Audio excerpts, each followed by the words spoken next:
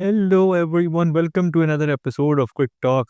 This is your host Farhan Ahmad. आप सबको पता है कि पाकिस्तान वर्सेस जिम्बाब्वे की जो T20I सीरीज़ हो रही थी वो ख़त्म हो चुकी है। नतीजा हमारे सामने है, 2-1 से हम सीरीज़ जीत चुके हैं अल्हम्दुलिल्लाह।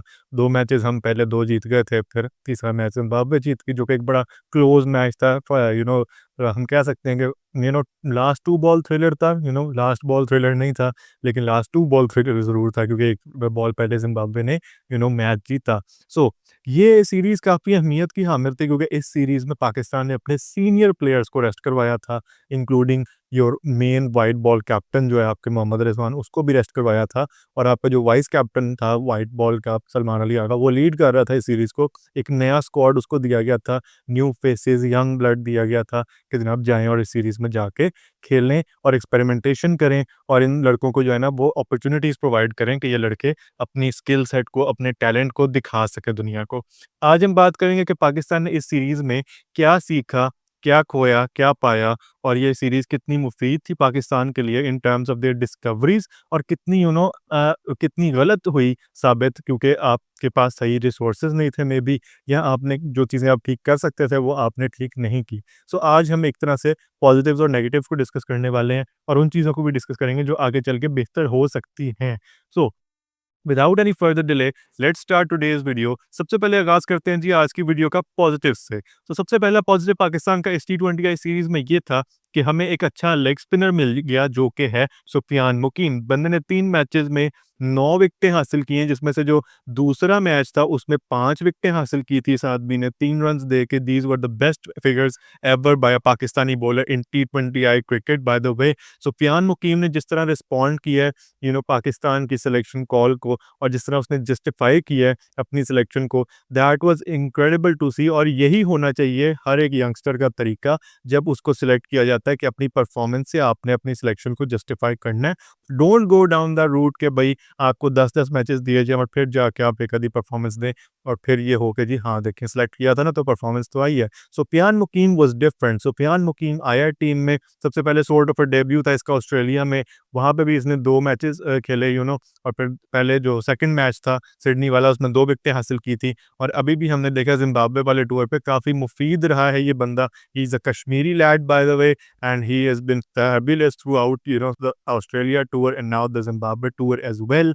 ये हमारे पास एक एक्स फैक्टर आ गया हमारी स्पिन बॉलिंग लाइनअप में और ये हो सकता है कि पाकिस्तान का मेन स्पिनर बने going into future white ball cricket as well, क्योंकि ये हमारे ओडीआई स्क्वाड में भी अब सिलेक्ट हो चुका है जो साउथ अफ्रीका जाना है और T20I स्क्वाड में तो पहले से ही था। So Sufiyan Muqeem was a major positive of Pakistan, was a discovery of Pakistan by the way कि पाकिस्तान को चाहिए थे न्यू स्पिनर्स, इन्होंने कुछ स्पिनर्स को ट्राई किया है, सुफियान मुकीम उनमें से चल गया है।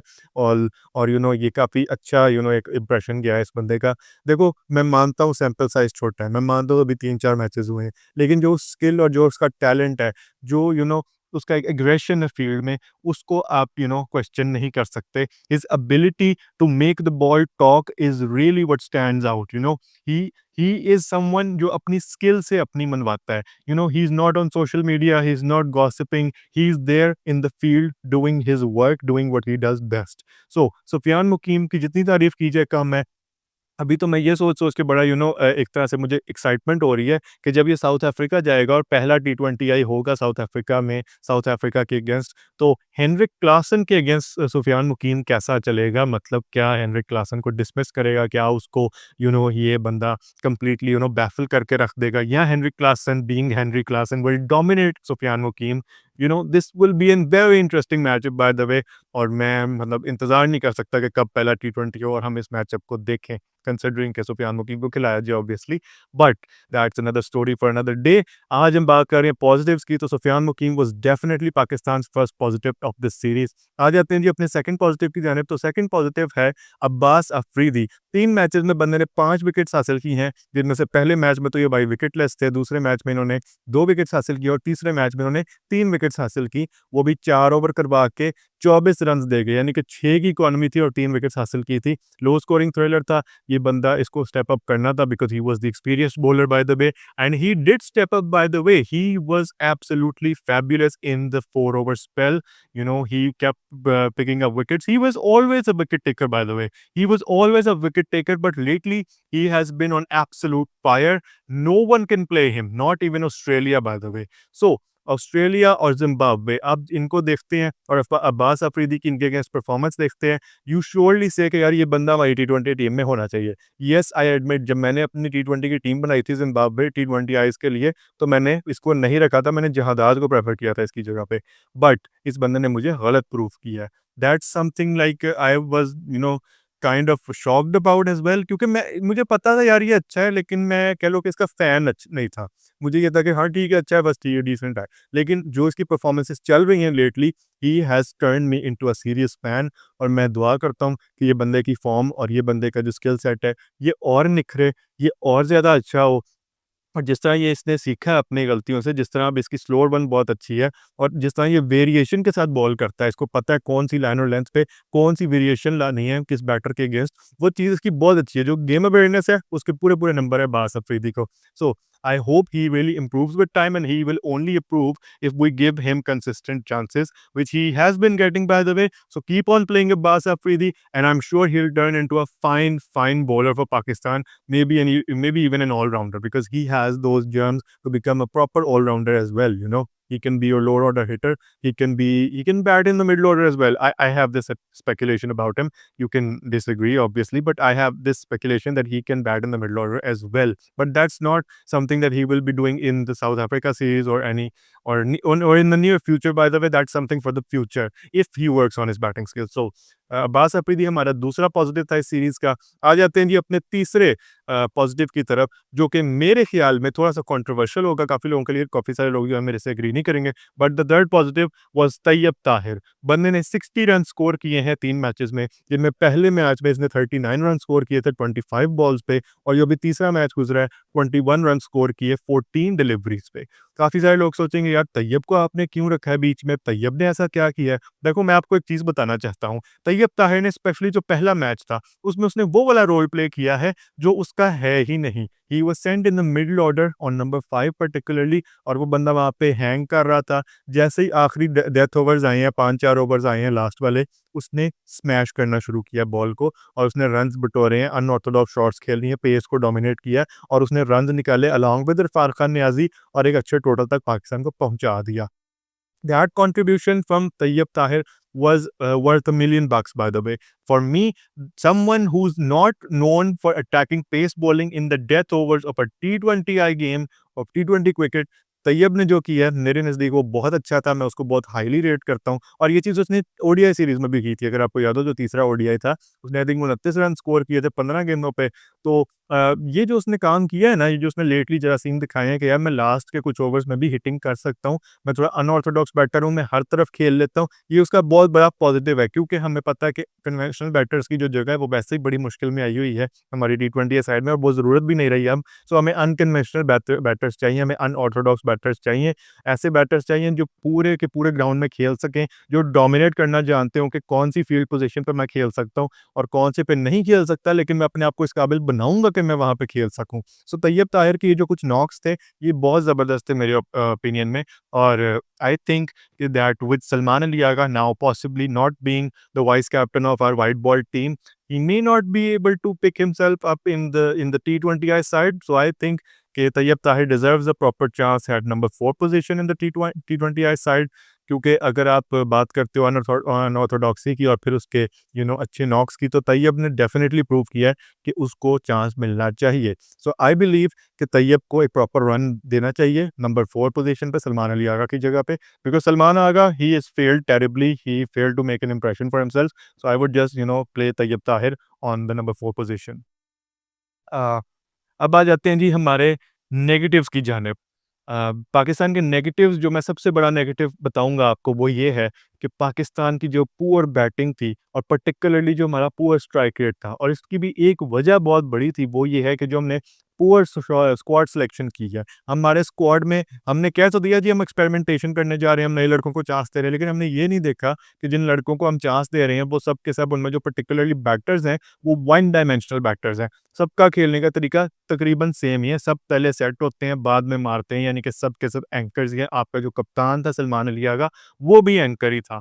सो आपने ये बात तो कर दी कि हम एक्सपेरिमेंटेशन कर रहे हैं, लेकिन वो एक्सपेरिमेंटेशन आपकी गलत हो गई क्योंकि आपकी अप्रोच ही ठीक नहीं थी उस एक्सपेरिमेंटेशन को लेकर। आपने जनाब खिला लिया एक उसको व्हाट वाज़ इट यार, सलमान अली आगा आपके पास है, आपके पास तैयब, आपके पास इरफान नियाज़ी, उसके अलावा ऊपर अगर आप देख लें Usman Khan, Umair bin Yousuf was different, I get that. Saim Ayub was a late addition to be honest. Saim Ayub late addition था स्क्वाड में, सो उसको अभी हम नहीं गिन रहे, अभी हम जो ओरिजिनल स्क्वाड आया था टी20 का उसको गिन रहे हैं।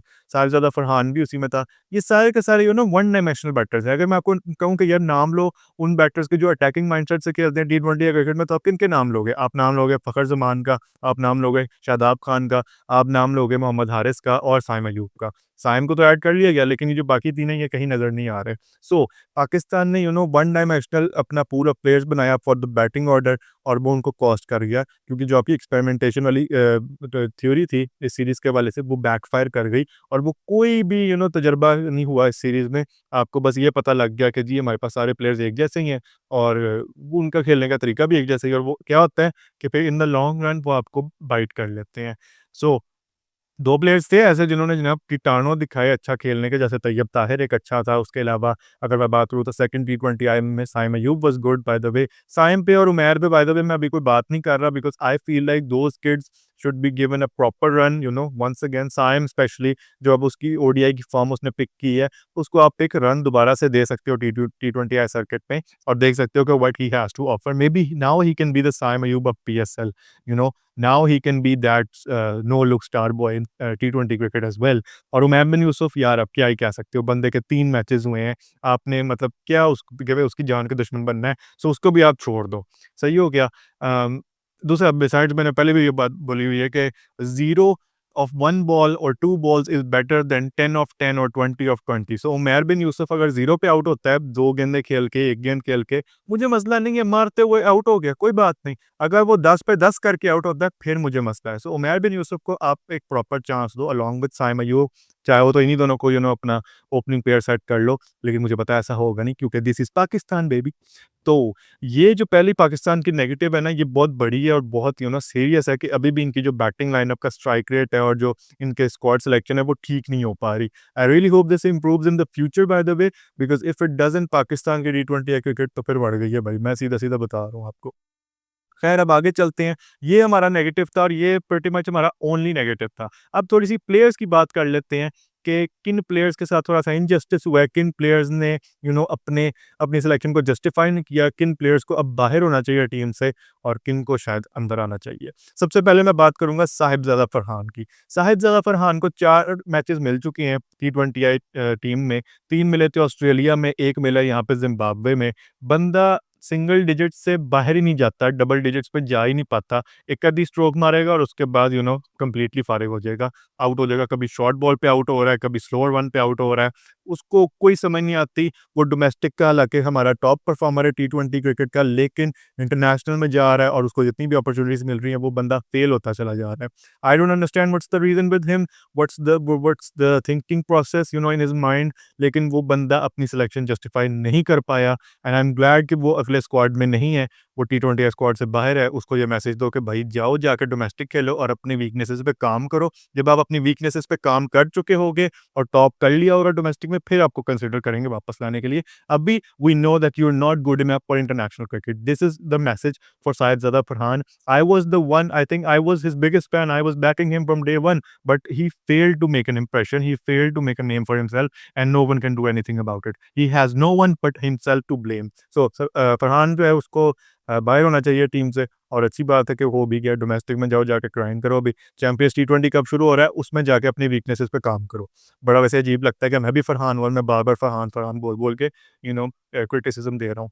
सो आगे चलते हैं जी। अगला जो प्लेयर आता है, again a controversial take maybe, but I am going to be blunt and I am going to say out loud कि उस्मान खान को डोमेस्टिक में भेज दो। हाथ देख लो मेरे जुड़े हुए भाई, उस्मान खान को डोमेस्टिक क्रिकेट में वापस भेजो। उसे बोलो कि जा भाई, जाके अपने वीकनेसेस पे काम कर। You are simply not good enough for international cricket right now, और maybe you are just not good enough to play for Pakistan right now. आप उसको फ्यूचर में ला सकते हो अगर वो डोमेस्टिक क्रिकेट में अच्छा करता है और रिकॉर्ड्स बना देता है और स्ट्राइक रेट बड़ा अच्छा खेल लेता है और शॉर्ट बॉल को टैकल करना सीख लेता है और बाउंसर को अच्छा खेलना सीख लेता है। लेकिन अभी जो उसका एक खेलने का अंदाज है कि वो बंदा हर बॉल पे बैट घुमा रहा होता है, एक आधी पे लग जाती है, चौका छिक्का निकल आता है, बाकी पे नहीं लगती तो वो डॉट हो जाती हैं, या फिर उसकी तो वैसे स्ट्राइक रोटेशन भी बहुत पुअर है, मैंने ये भी असेस किया। He has absolutely terrible strike rotation. वो वही बात है ना, हर बॉल पे जो आपने बल्ला ही घुमाना है, तो वो तो फिर मतलब I am very sorry to say, वो तो फिर हैदर अली भी कर रहा था। हैदर अली के भी सेम मसाइल थे कि बल्ला तो वो भी घुमाता था हर बॉल पे, कोई ना कोई एक कनेक्ट हो ही जाती थी। सो उस्मान खान का आई थिंक कि बहुत मसला हो गया यार इस बंदे के साथ, क्योंकि हमने इसको यूएई से इंपोर्ट किया बेसिकली। ठीक है, excuse my language but this is what I am going to say. हमने इसको यूएई से बुलाया है और हमने इसके कॉन्ट्रैक्ट्स भी छुड़वाए, और ये खुद भी ऐसा कि जो उसने छोड़ दिए कॉन्ट्रैक्ट्स, इसको भी कोई आई हुई थी एक बड़ा I will sacrifice my life for Pakistan वाला, इसको जुनून आया हुआ था कि जी मैं पाकिस्तान जाके खेलना चाहता हूँ। ये आ गया बंदा पाकिस्तान। अब क्या हुआ है, अब ये कि जी आपसे परफॉर्म नहीं हो रहा। अब आप जो है ना वो बड़ी टीम्स के खिलाफ और छोटी टीम्स के खिलाफ भी इवन के क्लूलेस नज़र आ रहे हैं। आई नो इसने 50 मारी थी ऑस्ट्रेलिया के खिलाफ सिडनी मैच में, लेकिन भाई 150 इन 10 गेम्स और 15 games is not going to cut it. अगर आप ये वाला आर्गुमेंट पेश करोगे कि नहीं भाई 10-15 मैचेस में 150 तो कर लेगा ना, तो फिर भाई मैं तो ये कहूँगा कि मैं ऐसे आर्गुमेंट की बेस पे फ़खर को प्रेफ़र करूँ उस्मान खान पे, मैं ऐसे आर्गुमेंट के बेस पे मोहम्मद हारिस को प्रेफ़र करूँ उस्मान खान पे, मैं इसी आर्गुमेंट की बेस पे हसीबुल्लाह खान को प्रेफ़र करूँ उस्मान खान पे, क्योंकि मुझे पता है ये लोग भी ऐसे हैं जो 10-15 मैचेस में एक आधा नॉक तो खेल ही लेंगे जो मैच विनिंग होगा। सो I will prefer these guys over someone who hasn't played in Pakistan's domestic cricket, over someone who's been imported from UAE. I will not tolerate this, and I'm sorry if my take hurts you, but this is just my take. अगर आपका कोई different है, so please आप उसको comment section में ज़रूर डाल सकते हो। मेरा तो ये ख्याल है कि जितना उसको कंपनसेट किया जा रहा है, उसको मुसलसल टीम के साथ ट्रैवल करवाया जा रहा है और उसको अपॉर्चुनिटीज़ पे अपॉर्चुनिटीज़ दी जा रही हैं, ये गलत है। ये आपके जो डोमेस्टिक क्रिकेट वाले परफॉर्मर्स हैं, उनके साथ अनजस्ट है।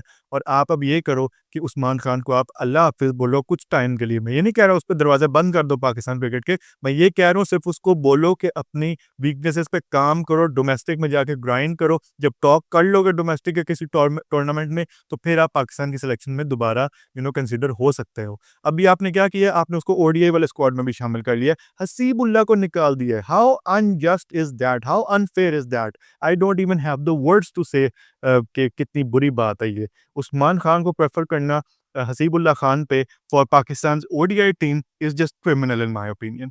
बहरहाल आगे चलते हैं। अगर मैं इस पे बोलता रहा तो मैं शायद घंटों बोलता रहूँ, और फिर भी लेकिन ऐसा तो कोई भी नहीं होना।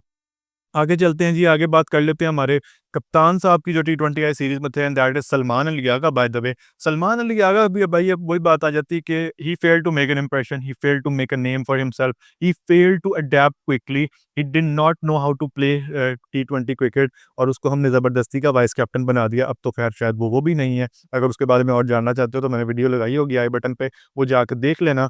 यार सलमान अली यागा का मैं यही कह सकता हूँ कि येस आई गेट कि इस्लामाबाद यूनाइटेड से खेलते हुए उसकी सक्सेस आई थी। मैंने ये भी बोला था कि उसकी सक्सेस यहाँ यहाँ तो टॉप ऑर्डर में आई थी नंबर 3 पे, या फिर नंबर 4 पे आई थी। नंबर 4 पे उसने इस मैच में खेल के देख लिया, इस सीरीज़ में खेल के देख लिया। अब एक बात को और भी मद्देनज़र रखते हैं कि सलमान अली यागा पीएसएल में एक ऐसी टीम के लिए खेल रहा था, एक ऐसी टीम ने उसको पिक किया था जिसकी जो टीम में 1 टू 7, 1 टू 8 तमाम के तमाम पावर हिटर्स होते हैं। वो सब जो लोग हैं वो अग्रेसिव माइंडसेट के साथ खेलते हैं। उस टीम को ज़रूरत महसूस हुई थी कि यार हमारी 1 टू 7 लाइनअप में एक आधा एंकर भी होना चाहिए कि अगर कोलैप्स हो रहा हो तो एक एंकर जो है वो इनिंग्स को सँभाल ले एक एंड से और कुछ ना कुछ स्कोर कर ले और डिसेंट टोटल तक पहुँचा दे टीम को। इस तरह की टीम ने सलमान आगा को पिक किया था। आपने क्या किया? आपने सलमान आगा को पिक करके उस टीम में बिठा दिया जिसमें आपके पास 1 टू 6 ऑलरेडी एंकर्स होते हैं। आपने कहा एक और एंकर का इज़ाफ़ा कर देते हैं। ये है आपकी पुअर पॉलिसी, ये है आपकी पुअर स्क्वाड सिलेक्शन। अब आपने ये काम कर लिया, सोने पे सुहागा, आपने उसको वाइस कैप्टन बना दिया, यानी कि उसको हर मैच खेलना पड़ेगा। तो यार मैं इस पे क्या ही बोल सकता हूँ अब। अब आप उसको कह रहे थे कि जी हमने आपको फ्यूचर टी20 कैप्टन कंसिडर करना है, ये वो सारा कुछ। अब तो खैर मेरा ख़्याल है वो सी चीज़ ख़त्म हो गई, अब सिर्फ़ हमारा व्हाइट बॉल कैप्टन ही होगा और वो होगा मोहम्मद रिज़वान। लेकिन जब तक ये पॉलिसी चल रही थी, ये बड़ी क्रिमिनल पॉलिसी थी and I am glad it's over now and now that Salman Ali Aga is not the vice captain, I will simply say कि he does not make it to my T20 playing 11 for Pakistan। मैं तो ये कहता हूँ कि squad में रखो, यहाँ पे स्क्वाड से भी निकाल दो, किसी और को फिल कर लो यार। वही बात आ जाती है, मोहम्मद हारिस, हसीबुल्ला, फ़खर ज़मान, ये सारे आपके पास लोग ही हैं। इनको कहाँ आपने लेके जाना है? इनको सेलेक्ट करो T20 साइड में। इससे अपनी T20 क्रिकेट को इम्प्रूव करो। लेकिन आप तो ये हो कि जनाब दोबारा से एंकर्स के पीछे जा रहे हो। अभी है भाई 2026 का T20 वर्ल्ड कप आने में टाइम। एक्सपेरिमेंटेशन जो हकीकी एक्सपेरिमेंटेशन है, कर लो। हो सकता है आपको 3-4 प्लेयर्स ही मिल जाएँ, 3-4 ना सही कोई 1-2 ही मिल जाए भाई। अभी ये चीज़ समझ जाओ, नहीं समझोगे लेकिन मुझे ये लग रहा है कि नहीं समझोगे। ठीक है, सो आगे चलते हैं। अ फिर मुझे गुस्सा आ गया। अराफ़ात मिन्हाज की बात कर लेते हैं यार। अराफ़ात मिन्हाज को एक मैच खिलाने का किसका आइडिया था? कौन है वो दानिश्वर जिसने ये बात सोची कि अराफ़ात मिन्हाज जैसे ऑल-राउंडर को हम ऑस्ट्रेलिया भी लेके जाएँगे, हम ज़िम्बाब्वे भी लेके जाएँगे। लेकिन इस पूरे टूर पे 3 मैच ओडीआई के, 3 मैच टी20 के, ज़िम्बाब्वे ओडीआईज़ में वो था ही नहीं और फिर 3 मैच टी20 के। यानी कि 9 मैचेज़ हुए, 9 मैचेज़ में से हम उसको सिर्फ़ 1 गेम देंगे। कौन अक्लमंद था जिसने ये सोचा? Was it Aqib ball? Was it Aleem Dar? Was it Azhar Ali? Was it Asad Shafiq? Was it Mohammad Rizwan? Who was it? Who thought कि अराफ़ात मिन्हाज को सिर्फ एक मैच देना बहुत अच्छी बात है और वो जो एक मैच हम उसको देंगे उसमें भी हम उसको नंबर 7 पे खिलाएँगे। स्पेशली जब हमें पता लग गया कि 4 विकेटें गिर चुकी हैं 40 ऑड रन्स पे, तब भी हम उसको 6 पे नहीं भेजेंगे, हम उसको 7 पे ही खिलाएँगे, हम उसको फिनिशर बनाएँगे। यार प्रॉपर मिडल ऑर्डर का बैटर है, बैशर है स्पिन का वो बंदा, शादाब खान का वॉइड वो फिल करके दे सकता है। आपने तो उसके वो सारे उसकी परफॉर्मेंस पे पानी फेर दिया। आपने कहा अभी तुझे तुम खिलाते ही नहीं है। Like who did Arafat Minhaj piss off to be treated this way? I don't understand that. अगर हम बात करते हैं इस इनजस्टिस की, तो पाकिस्तान टीम की तो भाई कोई मतलब हालत ही नहीं है। कोई कोई जस्टिफिकेशन ही नहीं हो सकती कि आपने अराफात को क्यों इस तरह से ट्रीट किया है। आपने उसको क्यों प्रॉपर एक रन नहीं दिया, स्पेशली इन 2 टूर्स पे। मैं तो कहता था उसको ओडीआई टीम में भी डालो, उसको टी20 टीम में भी डालो। ही is a must in Pakistan's playing 11। मैं कह के थक गया लेकिन ऐसा नहीं हुआ। सो आई डोंट अंडरस्टैंड कि उसने किसको तंग किया, उसने किसको कुछ बोला, लेकिन किसी को तो कुछ बोला जो उसके साथ ही ऐसा किया गया है। और अब उसको आपने साउथ अफ्रीका वाले टी20 आईस के लिए भी कंसिडर नहीं किया, वो स्क्वाड में भी नहीं है। बाद में आ जाए तो कोई पता नहीं, आ जाए अच्छी बात है, मैं तो कह रहा हूँ आ जाए मिडल ऑर्डर में उसको ट्राई कर लो, लेकिन मुझे नहीं लगता आएगा और नहीं आता तो ये बड़ी ही पिस पुअर सिलेक्शन होगी वंस अगेन। सो ये आज जनाब हमारी वीडियो थी। ये मैंने सोचा कि कुछ पॉजिटिव्स, कुछ नेगेटिव्स और कुछ प्लेयर्स के बारे में बात कर लीजिए आप लोगों से। आप लोगों के अगर कुछ डिफरेंट टेक्स हैं, कुछ और लेके आए हो नुक्ता नज़र, तो प्लीज़ कमेंट सेक्शन में ज़रूर बताया करो मुझे। मैं पढ़ूँगा ज़रूर आपके कमेंट्स और फिर आपके कमेंट्स पे बात भी होगी। बाकी ये है कि अगर वीडियो पसंद आई होगी तो वीडियो को लाइक कर देना, चैनल पे नए हो तो चैनल को सब्सक्राइब कर लो, वीडियो को शेयर भी करो बल्कि दोस्तों के साथ। हाँ, ये तो नई चीज़ हो गई। वीडियो को शेयर भी किया करो यार दोस्तों के साथ। शेयर नहीं करते तुम लोग भाई। आप लोग लाइक करो, लाइक भी किया करो, सब्सक्राइब भी करो चैनल को, शेयर भी किया करो। बाकी मैं आपसे मिलूँगा नेक्स्ट वीडियो में जो कि प्रोबेबली होगी पाकिस्तान वर्सेस साउथ अफ्रीका टी20 आई सीरीज़ का प्रीव्यू बाय द वे। उस वीडियो में शायद आपसे मिलेंगे। यहाँ पे अगर कोई और अपडेट आ जाएगी तो वो अपडेट शेयर करने के लिए आ जाएँगे। सो स्टे ट्यून्ड, बहुत सारा कंटेंट आ रहा है, आपने नोटिस किया होगा और भी बहुत सारा कंटेंट आएगा by the way. So stay tuned for the future videos as well. बाकी this is Farhan signing off. अल्लाह हाफ़िज़।